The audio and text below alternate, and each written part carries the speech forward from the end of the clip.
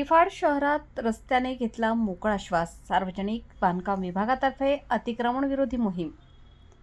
शहरातील राज्यमार्ग क्रमांक 27 वर सार्वजनिक बांधकाम विभागाने मंगळवारी निफाडचे तहसीलदार विशाल नाईकवाडे, सार्वजनिक बांधकाम विभागाचे अभियंता प्रकाश घोडे आणि निफाड पोलिसांच्या मोठ्या फौजफाट्यात शहरात सकाळपासूनच अतिक्रमण हटाव मोहीम राबवल्याने या रस्त्याने मोकळा श्वास घेतला.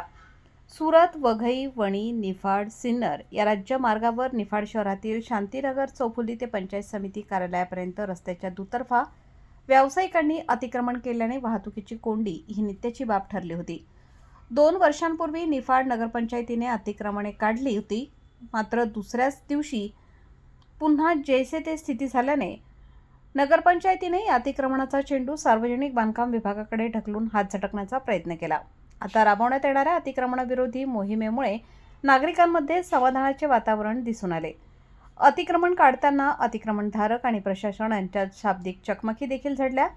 सायंकाळपर्यंत अतिक्रमण काढण्याची कार्यवाही सुरूच होती. शहरातील रस्त्याच्या दुतर्फा 15 मीटरचे अतिक्रमण काढल्याने गाळेधारक तसेच प्रवासी, वाहनचालक, शालेय विद्यार्थी, चाकरमानी यांनी प्रशासनाचे आभार मानले. आता या रस्त्याने मोकळा श्वास घेतल्याने शांतीनगर चौफुली ते पंचायत समितीपर्यंत होणाऱ्या वाहतूक कोंडीचा प्रश्न देखील सुटणार आहे. मात्र या ठिकाणी पुन्हा अतिक्रमण होणार नाही याची काळजी प्रशासनाने घेणे गरजेचे आहे. वृत्तसंकलन रफिक शेख, निफाड.